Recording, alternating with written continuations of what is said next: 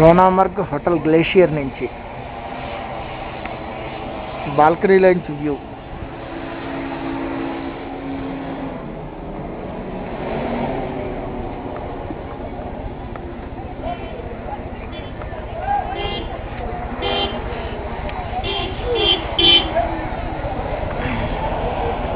మొత్తం అంతా tourist vehicles.